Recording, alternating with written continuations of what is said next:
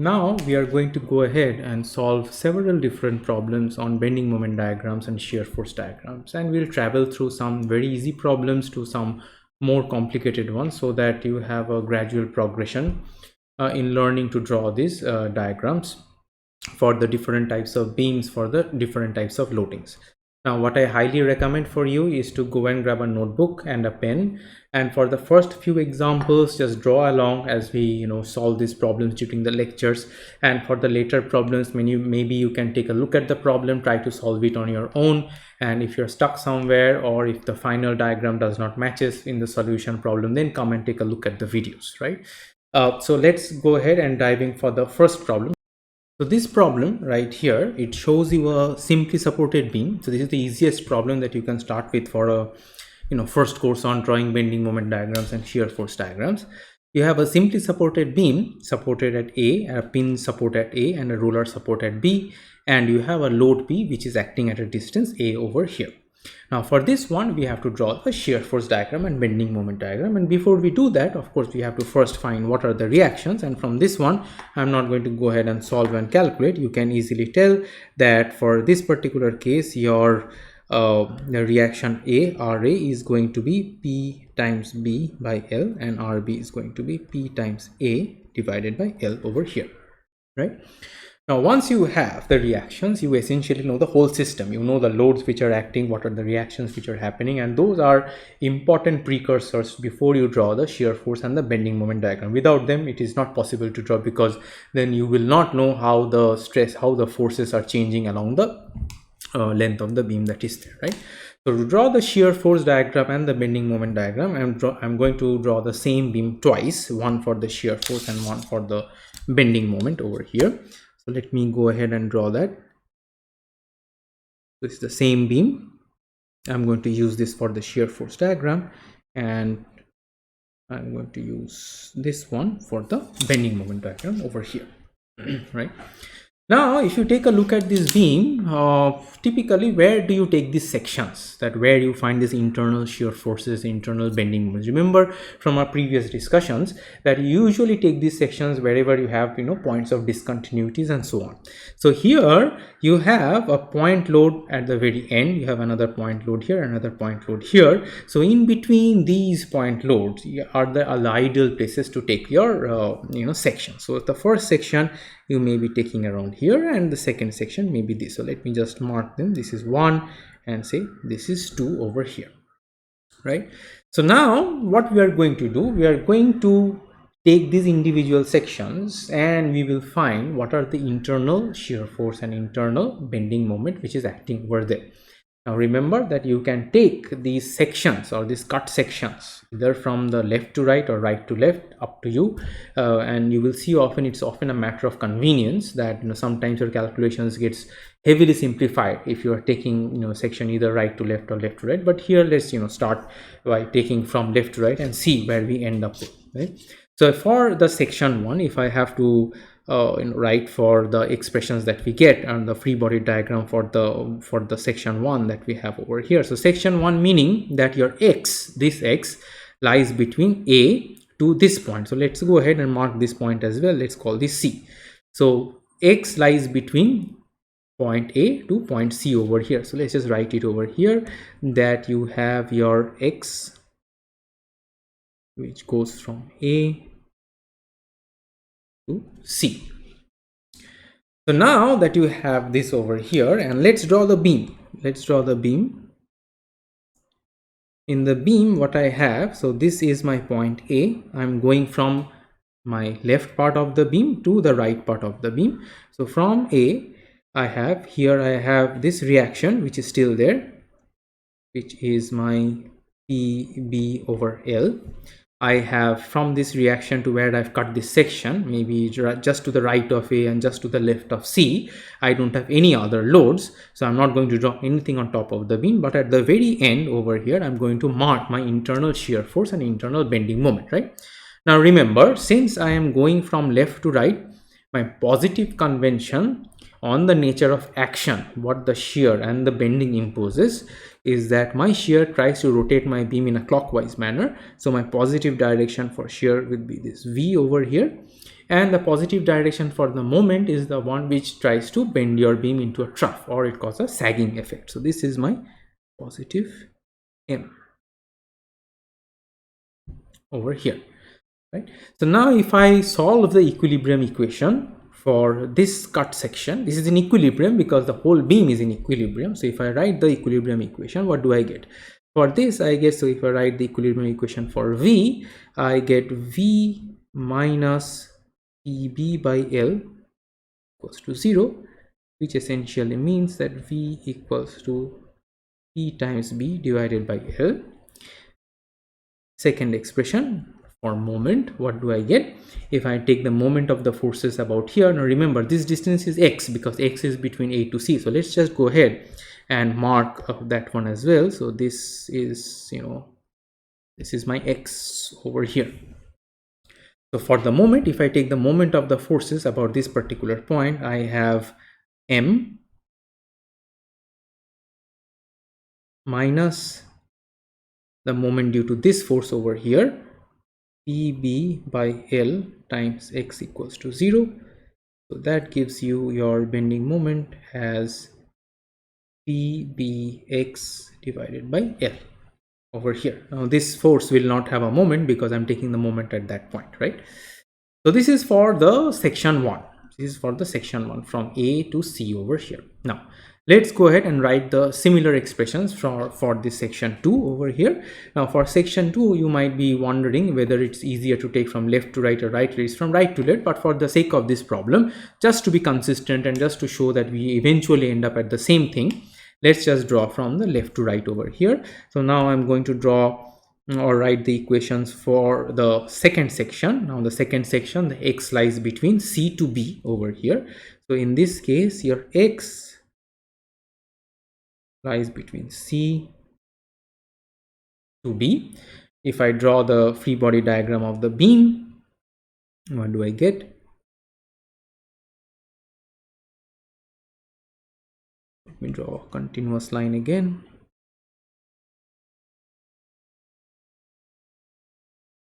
Suppose this is my beam now.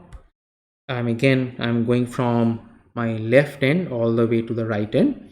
So at A, I will have the same reaction that I had, that is PB by L.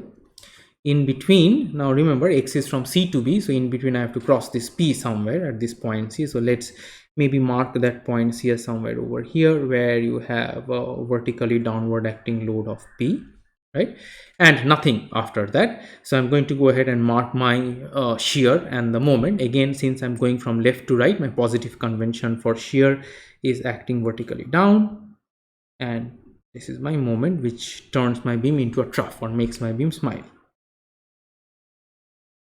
Okay, so for this free body diagram, now if I again go ahead and write the expressions. So the first expression for V, if I write, I have V minus PV by L plus P equals to 0, which gives me the expression that V equals to PB by L minus P, which can be further simplified as P times B minus L by L over here, right? And what is B minus L? L is the total length, B is this length. So B minus L or L minus B is A. So B minus L is minus A. So this is going to be equal to minus PA divided by L. So what we get V, let's just write a final neat expression that V is equals to minus PA divided by L. Now remember that when we are marking this shear and the moment over here, we are marking as per our positive convention that what kind of a what is the implication of the shear. It rotates the element clockwise, and the moment M makes your beam into a trough, right? the problem will tell you that whether, while you're solving it, whether your convention was in the right direction or in the right sense or not. If you're getting a positive V, means that yes, the V indeed is acting there in the positive downward way as you have marked, right? Or if it is negative, then it tells you that no, at that point V acts in the opposite direction. But it's fine, as long as we are marking it properly in the diagram, it should be okay, right? And the next one, so we have calculated the expressions for the shear. So let's go ahead and write the expression for the bending moment now. Again, taking moment of the forces about this particular point. Again, I have M and I have this force here. Now remember, this distance again is X, because I'm taking X from all the way from left to the right. So let's just mark this one. This is X over here. And also remember one more thing, this P acts at a distance A over here, so let's just mark that as well.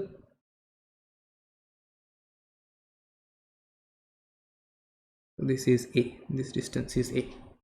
So I have I'm writing the expression for the moment. So this is M, right? And the moment due to this particular force is going to be minus PBX by L.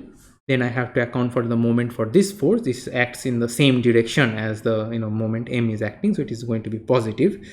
It is plus P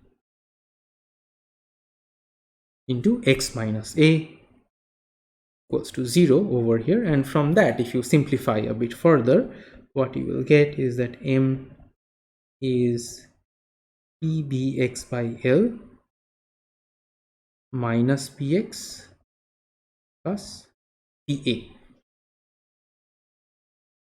right? Okay, so now that we have these expressions for the section 1, the expression for the shear and the bending, for the section 2, the expression for the shear and the bending, let's go ahead and try to draw in this diagram over here. Now it's often easy when you're drawing the diagrams to have the parallel grid lines, so that you know where the discontinuities and everything are. So let's just go ahead and do that. By parallel grid lines, I mean that where this section A is, I'm just going to drop a line over here, and where this P is, I'm just going to drop another line over here. Where this reaction B is, where this support B is, I'm going to drop another line over here. So this is my beam. So this is my point A over here, this is my point B over here, and intermediate I have my point C, right? And similarly at the bottom A, I have C, and this is my B at this point. These are the points. Now from A to C, so the first one is my shear force diagram, and in the next one I'm going to draw my bending moment diagram. So for the shear force diagram, you have to consider the V's over here. So as you can tell that when X is from A to C, the value of V is a constant PB by L, which is quite intuitive. If you come to the left end over here, you see there is a vertical reaction PB by L, which automatically bumps up your shear, which is evident from this expression as well. So at A, I am going to have vertical shear, that is PB by L. It is positive. This comes out as positive, and in this one the upper half plane is positive and the bottom half plane is negative, both for the shear and the bending. So since it's PB by L, I have drawn it in the upper half, PB by L. Now interestingly, from A to C, when X is from A to C, there is no change in shear because it is independent of X. So from A to C, it is going to have a constant value. Now, interestingly, just after you cross the point C, remember, this is probably valid when you are just to the left of C, because here you have this discontinuity of P that is acting. So when you are going just to the right of C, when you are in this region, then the value of V drops to minus PA divided by L. So it becomes a negative over here. So that means that you are going on a constant line PB by L, right? And all of a sudden, just that after you have crossed this point C where this load is acting, you are dropping to a minus PA by L. So let's go ahead and mark that drop as well. So we are essentially having a drop, right? So this is PA by L. I'm not writing the negative sign because I'm drawing in the lower half plane, which is negative to begin with.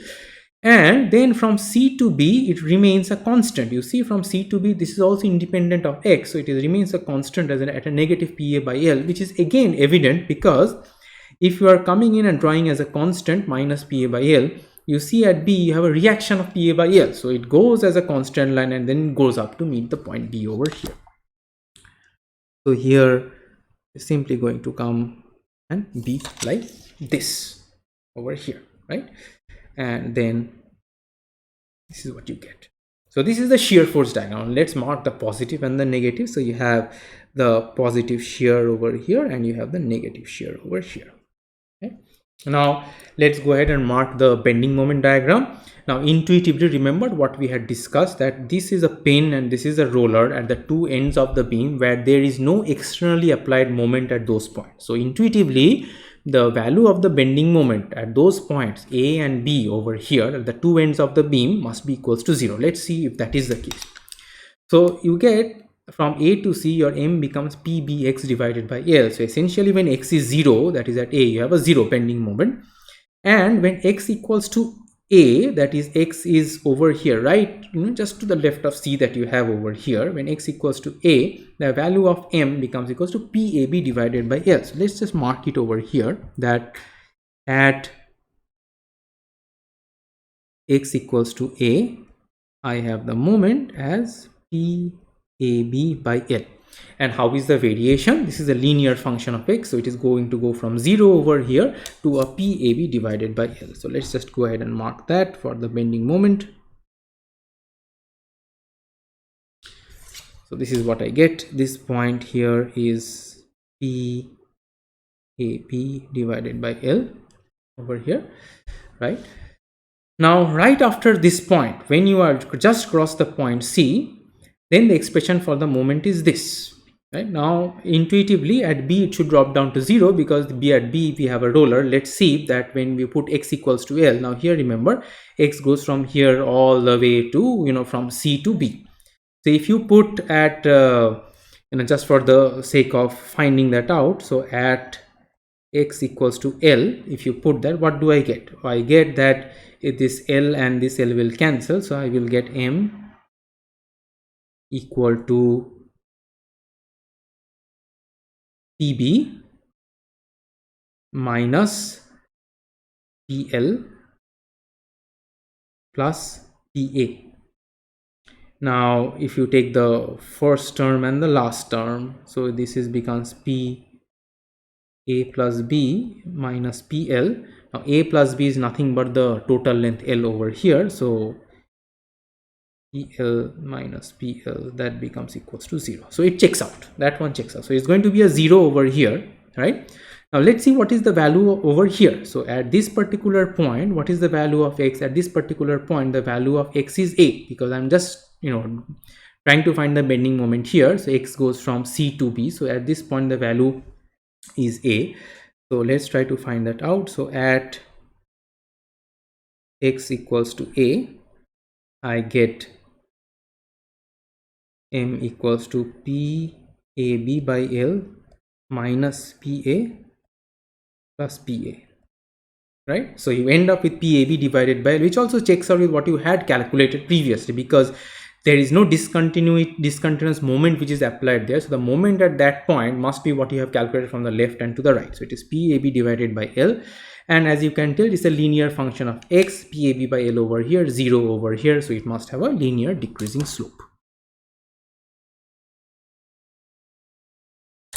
Something like this over here. So the whole bending moment is positive.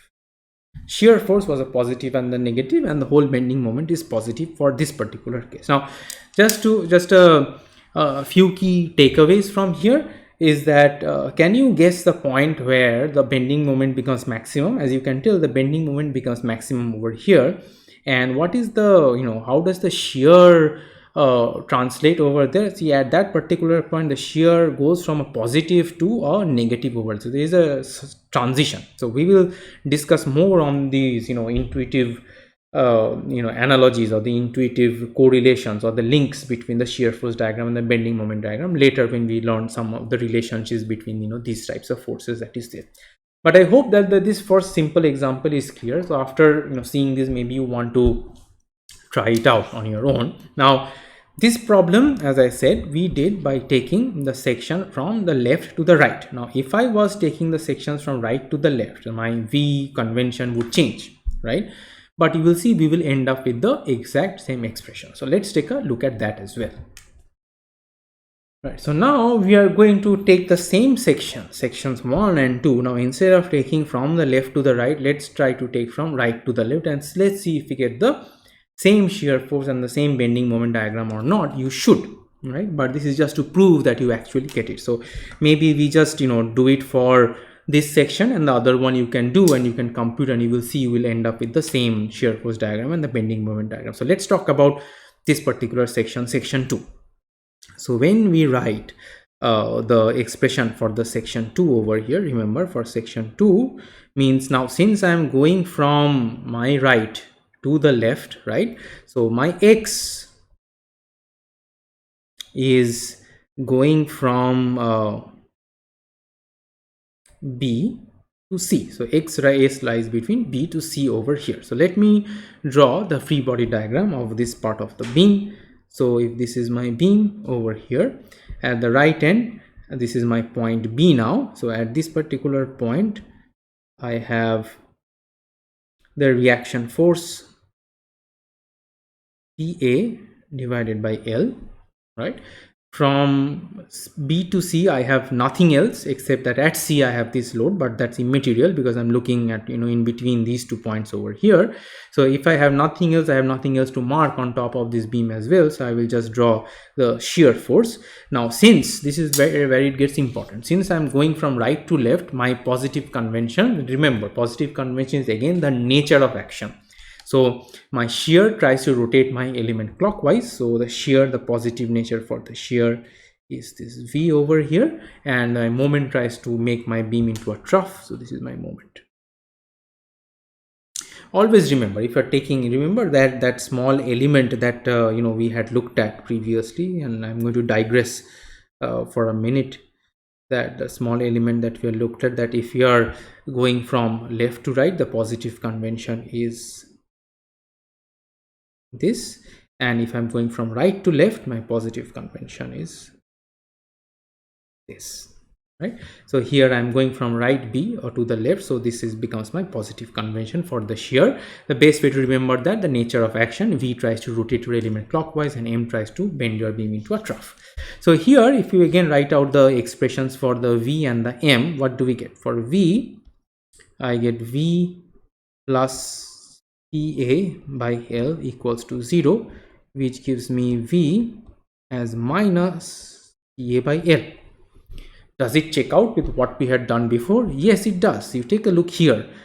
When x between B to C, from B to C, there the value of V was a minus PA divided by L. So it did not matter that whether you took this section from the left to the right or you went from right to the left, you must end up with the same quantity. So you are getting the same quantity over here.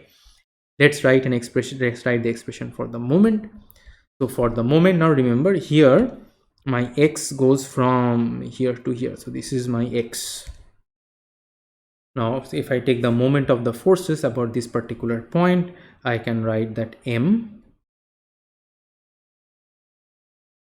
minus PAX divided by L equals to 0, which gives your moment M as equals to PAX by L, right? Again, look that when you put x equals to B, this distance over here,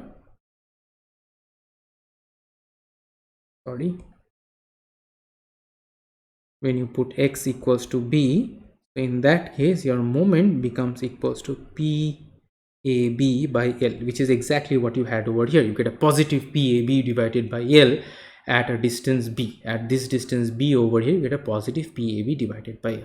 Now similarly, if you go ahead and write the expressions for 1, you will see that you will again start falling back into this shear force. So try it out. You just, instead of going from left to right as we did previously, go from right to left. We already wrote for 2, right for 1, and you will see that you will end up with the same shear force diagram and the same bending moment diagram as well, right? Okay, so this concludes our problem example number 1. Next we'll look at the example number 2.